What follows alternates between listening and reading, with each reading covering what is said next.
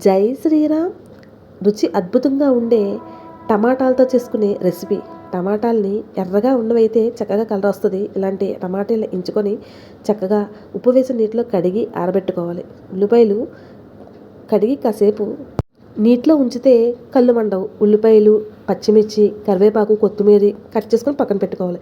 ఈ రెసిపీకి అయితే నేను చెక్కగరిటె, మట్టికుండా వాడతాను. ముందుగా నూనె వేసి మెంతులు, జీలకర్ర, ఆవాలు వేసుకొని చిటపటలాడుతూ ఉండాలి. చిటపటలాడిన తర్వాత మనం 2 ధనియాలు చక్కగా నలిపి పెట్టుకొని అవి కూడా చూసారు కదా వేసి, తర్వాత కరివేపాకు చిటపటలాడుతూ ఉండగా మనం కట్ చేసుకుంటున్న పచ్చిమిర్చి, ఉల్లిపాయలు, చక్కగా కొత్తిమీర వేసి కలపాల.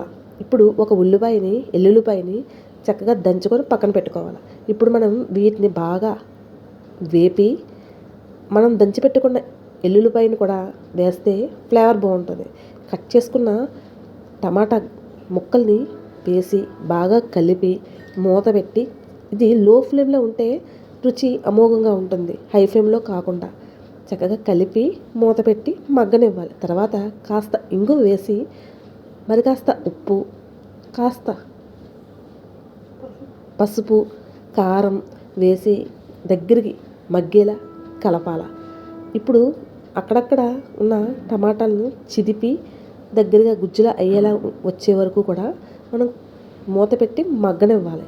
ఇప్పుడు వేడివేడి అన్నంలో వేడివేడి టమాటా కూర వేసుకొని కరగబెట్టుకున్న నెయ్యి వేసుకొని తింటే ఆ రుచి వేరే లెవెల్లో ఉంటుందండి. గుమలాడుతూ ఉంటుంది. ఇది చల్లారిన కన్నా వేడివేడిగా ఈ రెసిపీని ఎంజాయ్ చేస్తే చాలా బాగుంటుంది. ఇది ఓన్లీ రైసే కాదు, chapati, parotta, tiffin, side dish ఎలా అయినా సరే ఎంజాయ్ చేయొచ్చు. దీన్ని చక్కగా మనం వేడివేడిగా నెయ్యి వేసుకోవచ్చు, మంచినూనె వేసుకోవచ్చు, లేదా ఉట్టినే తినచ్చు. ఎలా తిన్నా సరే, ఏ రెసిపీతో తిన్నా సరే, లంచ్, బ్రేక్ఫాస్ట్, టిఫిన్, స్నాక్స్ ఏ రకంగా తిన్నా సరే అద్భుత. అందరూ ఎంజాయ్ చేసే రెసిపీ.